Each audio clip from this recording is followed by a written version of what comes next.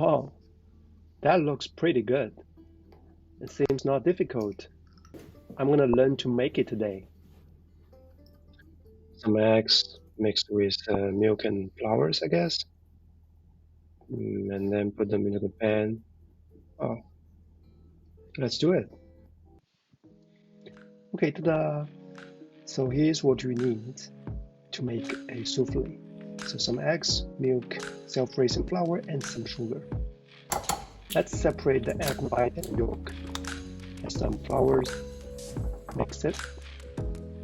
I think something is wrong here. Right, I've got the milk. Okay, let's add some milk and mix it well. That's right this time. Okay, whisk it all together until it is thoroughly combined, just like this. Okay.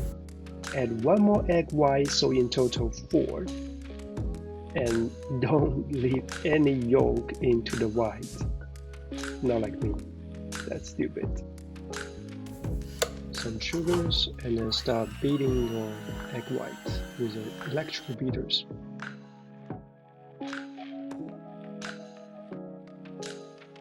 Okay, once they become soft, add some more sugar and continue beating it. Keep on whipping it until you get nice stiff peaks, like this. Now folding 1/3 of your yolk mixture into the meringue. Mix them until it's thoroughly incorporated. And repeat this 2 more times and mix them all together until it's thoroughly incorporated. Just like this. Make sure you do it gently. Trust me, it's really tired. I had a sore arm. It's better that if you're using piping bag, but I'm just gonna put it directly into the pan because I'm so hungry, I can't wait. Make sure the pan is pre-warmed up and don't make it too hot. Put some water and steam it for another 5 minutes.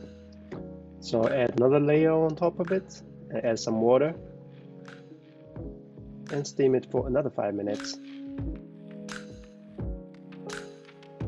I think the shape looks really weird. It must be very tasty.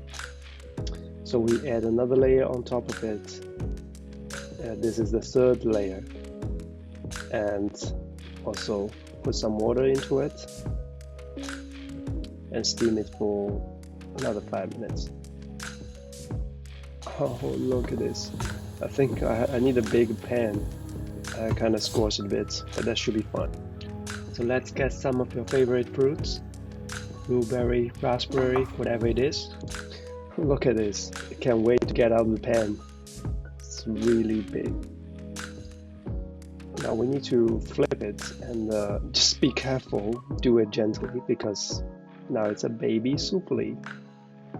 I think I made a mistake without putting any frying oil. So I suggest you put some oil. Yeah, looks not bad. So now we put more water and again steam it for 3 to 5 minutes. Ta-da! Voila! That's it, the Japanese souffle.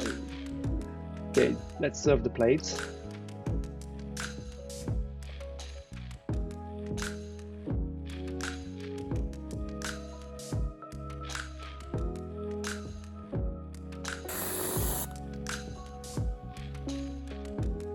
I highly recommend you using a piping bag, otherwise you're gonna mess it up like I did.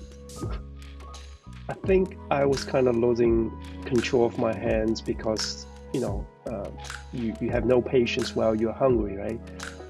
But yeah, this is the final piece. And happy learning. I hope you enjoy it. Sorry to mention one more thing. It tastes really delicious. It's the same as the one you eat in the Japanese, store.